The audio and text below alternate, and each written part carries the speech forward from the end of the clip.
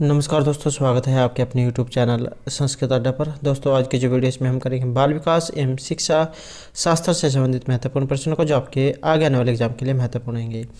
और दोस्तों, अगर आपने हमारी पहले वाली वीडियो नहीं देखी है तो उसे आप आई बटन पर क्लिक करके देख सकते हैं, या जो हमारे चैनल की प्लेलिस्ट है वहाँ पर जाकर आप तक के जितने भी वीडियो को आप देख सकते हैं। तो यहाँ पर जो एक क्वेश्चन कराए जाएंगे, पहले एग्जाम हुआ था तो उसमें क्वेश्चन पेपर आया हुआ था। तो और इसमें जितने भी क्वेश्चन आए हुए हैं सभी महत्वपूर्ण होंगे, क्योंकि एक बार जो क्वेश्चन पेपर या जो क्वेश्चन जो है एग्ज़ाम में आ जाते हैं उनके दोबारा भी आने की संभावना रहती है। तो आप चाहे आप इसमें किसी भी एग्ज़ाम की तैयारी कर रहे हो, चाहे इसमें CTET, UPTET, STET, RTET, तो सभी एग्ज़ामों के लिए यहाँ पर ये क्वेश्चन महत्वपूर्ण आएंगे। और वीडियो शुरू करने से पहले अगर आपने अभी तक हमारे चैनल को सब्सक्राइब नहीं किया तो सब्सक्राइब कर ले, साथ में जो घंटे वाला आइकन है इसे जोड़ दबाएं, जिससे आपको हमारे आने वाली जो वीडियो है उसकी नोटिफिकेशन मिलती रहेगी। और दोस्तों, वीडियो को लाइक, कमेंट और शेयर जरूर कीजिएगा और हमारे साथ अंत तक बने रहिएगा। और दोस्तों, इस वीडियो की जो PDF है आप हमारे टेलीग्राम ग्रुप से प्राप्त कर सकते हैं, उसका लिंक आपको इस वीडियो के डिस्क्रिप्शन में मिल जाएगा। तो हमारा यहाँ पर जो पहला क्वेश्चन है ये रहेगा बाल विकास एवं शिक्षा शास्त्र का। पहला क्वेश्चन है, सामूहिक अचेतन का जो संप्रत्यय है ये इनमें से किसके द्वारा दिया गया था? तो यह दिया गया था यहाँ पर ऑप्शन 4 युंग के द्वारा, और इनका पूरा नाम है कार्ल युंग। तो इनके द्वारा सामूहिक अचेतन का संप्रत्यय दिया गया था, और यह अचेतन मानव का एक एकत्रित अनुभव है जो वंशानुक्रम के आधार पर परंपरागत रूप में हमें प्राप्त होता है। दूसरा जहाँ पर क्वेश्चन है ये इरोस का है।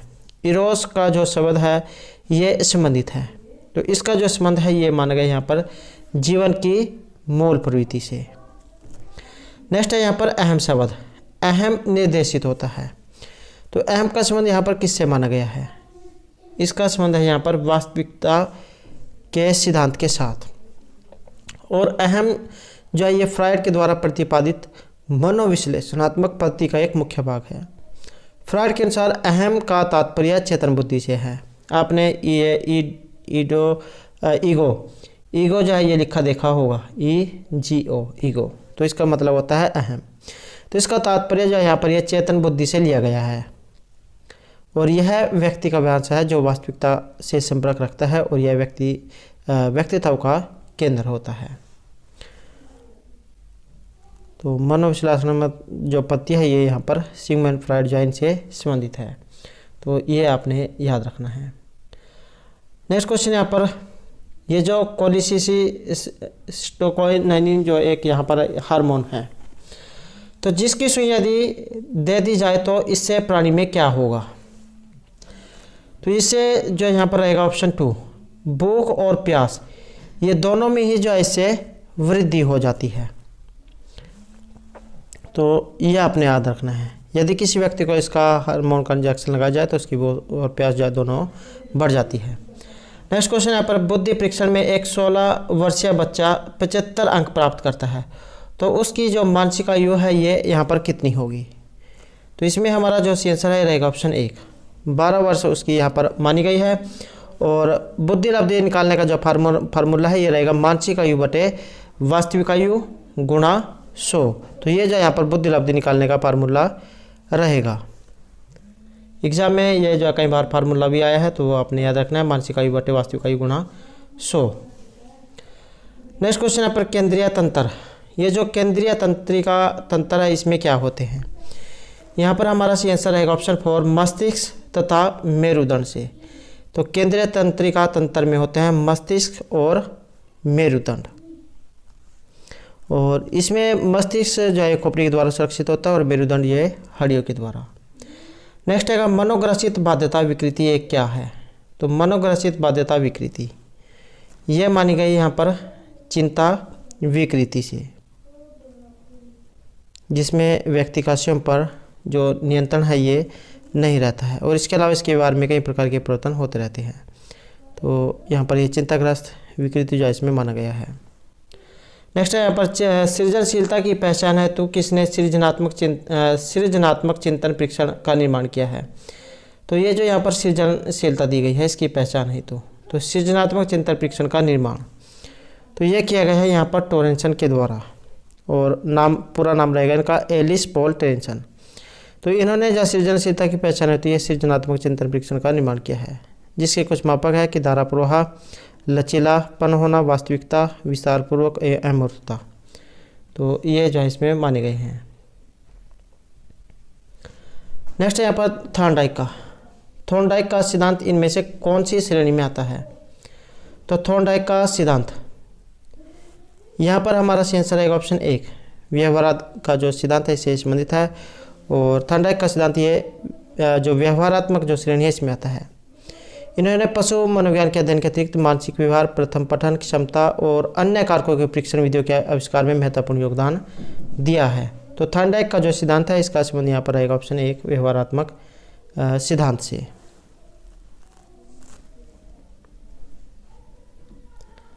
नेक्स्ट यहाँ पर सीखने के वक्र, ये किसके सूचक हैं? तो ये है ऑप्शन 1 यहाँ पर सीखने की प्रगति के सूचक। नेक्स्ट यहाँ पर व्यक्तित्व का जो सामाजिक अधिगम सिद्धांत है ये किसने दिया था? तो व्यक्तित्व का सामाजिक अधिगम सिद्धांत, यहाँ पर हमारा जो आंसर रहेगा ऑप्शन 1, अल्बर्ट बंडूरा और वाल्टर, नाम आपने सुना होगा। तो व्यक्तित्व का सामाजिक अधिगम का सिद्धांत है ये अल्बर्ट बंडूरा और वाल्टर जो है इनके द्वारा दिया गया था। बंडूरा जो है इन्होंने कई कहानियों के माध्यम से मानव के सामाजिक व्यवहार को दिखाया है और इन्होंने व्यवहार अधिगम के लिए क्लासिकल कंडीशनिंग का सिद्धांत भी प्रतिपादित किया है। और वाल्टर के द्वारा 1977 में सिद्धांत को और आगे बढ़ाया गया था।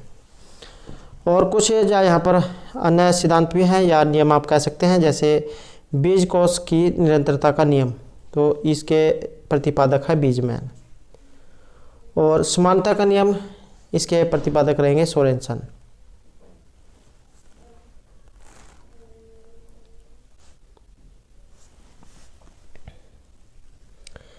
नेक्स्ट है मिरर ड्राइंग परीक्षण, निम्न में से किसके मापन हेतु प्रयुक्त होता है?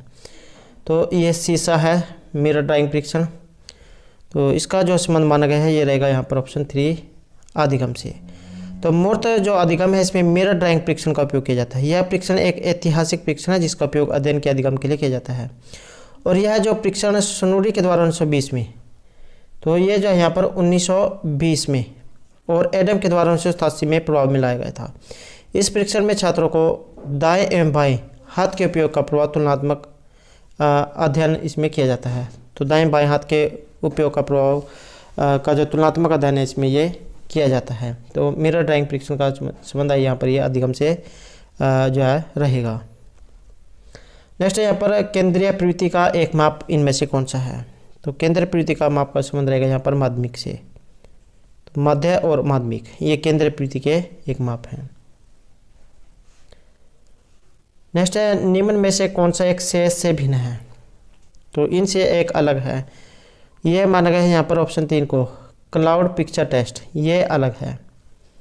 और टीईटी परीक्षण के माध्यम से न्यूरोटिक व्यक्तियों के व्यक्तित्व का अध्ययन किया जाता है। और यहाँ पर जो ये 16 PF स्टडी बच्चों के लिए एक अलग प्रकार का ये परीक्षण है। और क्लाउड पिक्चर टेस्ट छात्रों में किसी वस्तु के आकार प्रकार को ध्यान में रखकर उसका चित्र बनाने का परीक्षण है। ड्रा ए मैन टेस्ट एक मनोवैज्ञानिक परीक्षण है जिसके द्वारा बच्चों की अमूर्त बुद्धि का परीक्षण किया जाता है। तो यहाँ पर ये इसमें अलग चाहिए क्लाउड पिक्चर टेस्ट माना गया है। नेक्स्ट यहाँ पर विकासात्मक कार्य के प्रत्यय के प्रतिपादक जो इनमें से कौन थे? तो विकासात्मक कार्य के प्रत्यय के प्रतिपादक, तो ये माना गया यहाँ पर हेविंगहर्स्ट को। तो विकासात्मक कार्य के प्रत्यय के प्रतिपादक जाए रॉबर्ट हार्वेस्ट थे जिन्होंने 1950 में, तो 1950 ईस्वी में इस प्रत्यय की खोज की थी। और ये जो हेविंगहर्स्ट है इनके अनुसार विकासात्मक कार्य का उद्देश्य मनुष्य जीवन में तब तक होता है जब तक उसका सामाजिक क्षेत्र विस्तृत होता है। तो ये आपने डेट भी याद रखनी है, 1950 में जो इसकी खोज की गई थी हेविंगहर्स्ट के द्वारा। नेक्स्ट है सीखने में पलायन, ये किस पर आधारित है? तो ये रहेगा यहाँ पर नकारात्मक पुनर्बलन से। तो सीखने में पलायन यानी अधिगम से दूर भागना, ये नकारात्मक पुनर्बलन पर आधारित होता है। और पुनर्बलन का जो सिद्धांत है CL हल और हर्रे के द्वारा दिया गया है। तो ये भी आपने याद रखना है, पुनर्बलन का सिद्धांत तो CL हल के द्वारा इसको दिया गया है।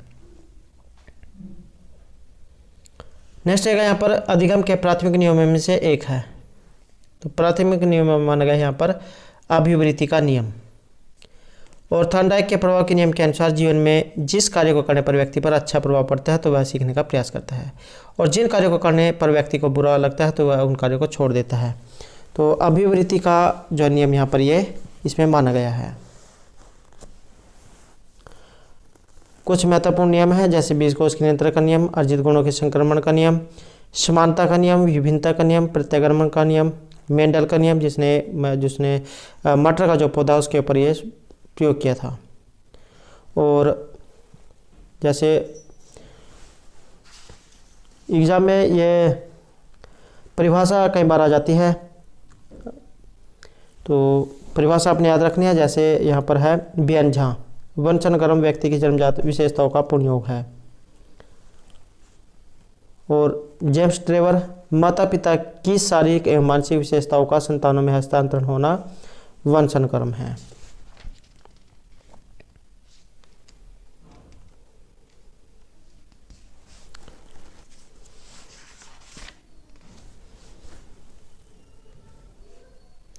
नेक्स्ट है, निम्न में से किसमें अन्वेषण के ऊर्ध्व उपागम का उपयोग किया जाता है? तो अन्वेषण का ऊर्ध्व उपागम का जो उपयोग है ये किस में किया जाता है? ये रहेगा यहाँ पर ऑप्शन 3 सर्वेक्षण में। तो ये जो सर्वेक्षण विधि है इसमें ऊर्ध्व उपागम का उपयोग किया जाता है, और इस विधि में सामान्यतः सर्वे के आधार पर शैक्षिक और सामाजिक समस्याओं का अध्ययन किया जाता है। तो अन्वेषण के ऊर्ध्व उपागम का जो संबंध है यहाँ पर सर्वेक्षण से लिया गया है। नेक्स्ट है, जब व्यक्ति एक परिस्थिति का अधिगम दूसरी परिस्थिति में उसके सीखने और निष्पादन को प्रभावित करता है तो उसे क्या कहा जाता है? तो उसे कहा जाएगा यहाँ पर अधिगम का अंतरण। जब एक व्यक्ति के द्वारा एक परिस्थिति का अधिगम की दूसरी परिस्थिति में उसके सीखने तथा निष्पादन को प्रभावित करेगा तो इस प्रकार की परिस्थिति जो है अधिगम के अंतरण के अंतर्गत आती है। तो ये आपने क्वेश्चन याद रखना है क्योंकि पहले भी क्वेश्चन कई बार एग्जाम में आया हुआ है और इसी तरीके का क्वेश्चन एग्जाम में आता है। नेक्स्ट यहाँ पर जी वॉल्स के अनुसार सृजनात्मक चिंतन का प्रथम चरण इनमें से कौन सा माना गया है? तो सृजनात्मक चिंतन का जो यहाँ पर प्रथम चरण है ये माना गया है उपक्रम को। और ये जो ग्राहम वॉल्स जो है इनके अनुसार सृजनात्मक चिंतन का प्रथम चरण उपक्रम या तैयारी होता है, और उन्होंने सृजनात्मक विचारों के लिए चरण बताए हैं जो इस प्रकार है, जैसे तैयारी हो गया, उपक्रम, ऊष्मा देना, स्पष्टता और सत्यता। तो ये जो यहाँ पर इनके क्रम बताए हैं। नेक्स्ट यहाँ पर प्रत्यय भूल के सिद्धांत का प्रतिपादन इनमें से किसने दिया था? वेरी वेरी इंपॉर्टेंट क्वेश्चन है।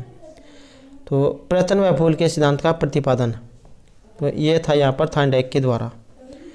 तो इसका प्रत्यय और भूल का जो सिद्धांत है ये थॉर्नडाइक ने दिया था, और उनके अनुसार किसी भी कार्य को व्यक्ति एकदम नहीं सीख पाता है। जब वह कार्य सीखने की प्रक्रिया आरंभ करता है तो कई कठिनाइयों का सामना करना पड़ता है, जिससे जो गलती भी होती है, लेकिन बार बार जब वो उस भूल को देखता है और उसे ठीक करने का प्रयास करता है तो धीरे धीरे जो वो उसे सही करना जान जाता है। तो प्रयत्न एवं भूल का सिद्धांत यही है कि अगर आप किसी काम को शुरू में करोगे तो आपसे गलती होनी लाजमी है, तो गलती ज़रूर होगी, लेकिन जैसे जैसे आपको उसके बारे में पता चल जाएगा तो आपकी गलतियों की संख्या भी कम होती चल जाएगी। तो यही जो यहाँ पर प्रयत्न व भूल का जो सिद्धांत है ये बताया गया है।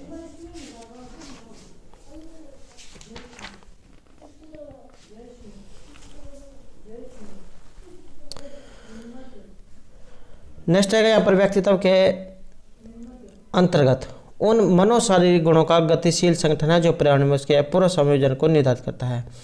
तो उक्त जो परिभाषा देने वाले हैं ये इनमें से कौन है?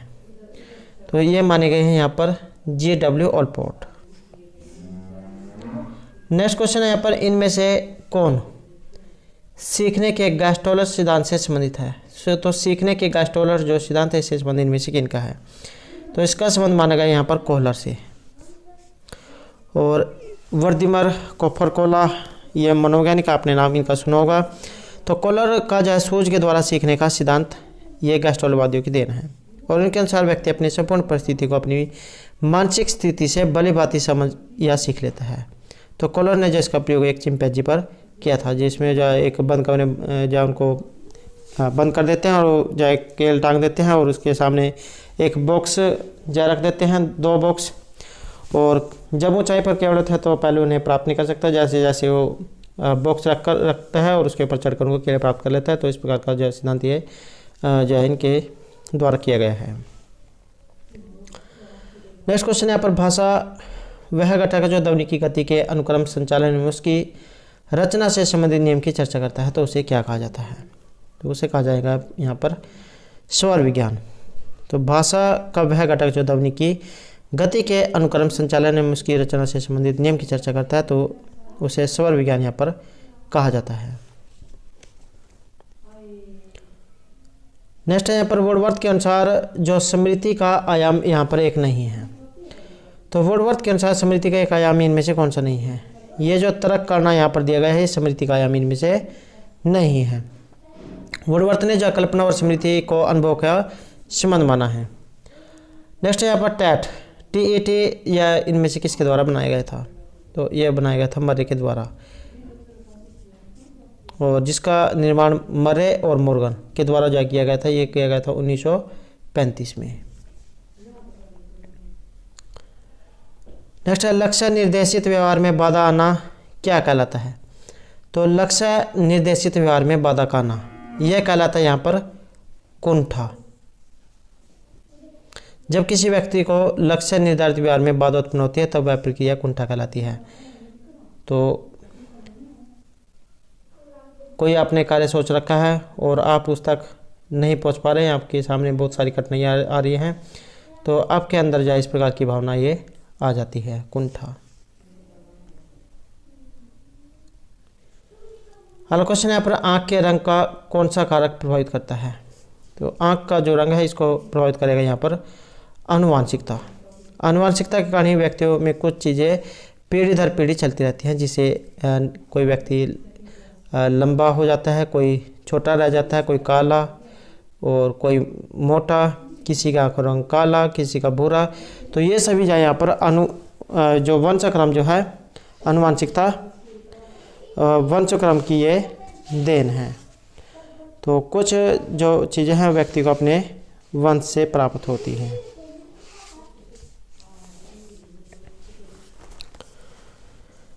अगला क्वेश्चन है आधार आयु इनमें से किसके मापन से संबंधित है? तो आधार आयु इनमें से किसके मापन से संबंधित है? तो ये मानी गई है यहाँ पर बुद्धि के। तो आधार आयु का मापन बुद्धि के द्वारा किया जाता है, और जो मनोवैज्ञानिक का इनका मत है कि बुद्धि जन्म जा सकती है और सब मानसिक योग्यताओं का योग ये अभिन्न है। तो आधार आयु इनमें से जो बुद्धि का मापन जो इससे संबंधित है। अगला क्वेश्चन यहाँ पर शिक्षक के द्वारा कक्षा में डांट पड़ने पर छात्र यदि घर आकर अपनी छोटी बहन पर गुस्सा करता है तो यह किसका उदाहरण है? तो ये माना गया यहाँ पर विस्थापन का, कि अगर क्लास में या कहीं पर या शिक्षक बच्चे को डांट देता है और वो जा गुस्सा अपनी बहन पर आकर उतारता है, तो इसका उदाहरण क्या है या क्यों है? क्योंकि यहाँ वह अपने गुस्से का इजहार ठीक उसी प्रकार करता है जैसे उस पर स्वयं बीत चुका है। तो वही बात है, अगर छोटा बच्चा है, अगर बड़ा बच्चा उसको डांटेगा तो छोटे वाला क्या करेगा, उसका जो गुस्सा है वो अपने से छोटे पर उतारेगा। तो यही जो है यहाँ पर इसमें रहेगा। तो विस्थापन यहाँ पर इसमें बताया गया है। तो दोस्तों ये थे हमारे आज के यहाँ पर बाल विकास एवं शिक्षा शास्त्र से संबंधित कुछ महत्वपूर्ण क्वेश्चन जो आपके आगे आने वाले एग्जाम के लिए महत्वपूर्ण रहेंगे। और दोस्तों अगर आपने अब तक हमारे चैनल को सब्सक्राइब नहीं किया तो सब्सक्राइब कर ले, और हमारे साथ अंत रहने के लिए धन्यवाद।